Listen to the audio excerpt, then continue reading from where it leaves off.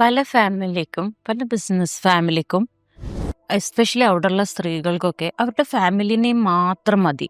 എല്ലാ വാതിലുകളും അവരുടെ മുന്നിൽ തുറക്കും.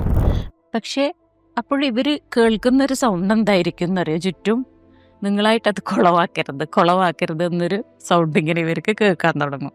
അപ്പോൾ ഇത് ഈ ഫാമിലി പാരമ്പര്യം എന്ന് പറയുന്നത് അത് ബാലൻസ് ഷീറ്റിലല്ല കാണുന്നത്. അത് നിങ്ങൾ ആരാണെന്നുള്ളത്, നിങ്ങൾ ആരുടെയാണ്, ഹൂ അറിയും ആൻഡ് ഹൂസ് അറിയും. അപ്പോൾ ഇവർക്ക് ഈവൻ കല്യാണാലോചന വരുമ്പോൾ പോലും ആദ്യം ഒരു പക്ഷേ ചോദ്യം വരുന്നത് എത്രത്തോളം ബിസിനസ് ഉണ്ട് എന്നാണ്. പേര് പോലും ചിലപ്പോൾ ചോദിച്ചൊന്നുമില്ല ആദ്യം. അപ്പോൾ ഇവർക്ക് സ്വയം തോന്നാൻ ചാൻസ് ഉണ്ട്, ഞാൻ എന്താ പേരില്ലാത്തൊരു പ്രോപ്പർട്ടി ആണോ എന്നുള്ളത്. അവിടെയാണ് ഇമ്പോസ്റ്റർ സിൻഡ്രോം വരിക.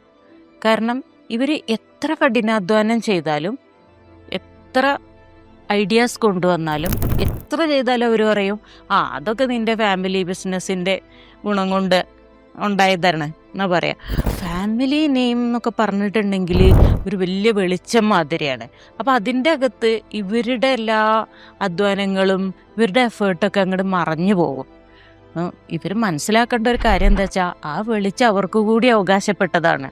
അതിൻ്റെ അകത്ത് ആ നിശബ്ദതയിൽ ഇവരുടെ ശബ്ദം കേൾപ്പിക്കാൻ ഇവർ അർഹയാണ്. ഇവരത് ചെയ്തുകൊണ്ടേയിരിക്കണം. അപ്പോൾ അവർ തീർച്ചയായിട്ടും മുന്നിലോട്ട് വരും.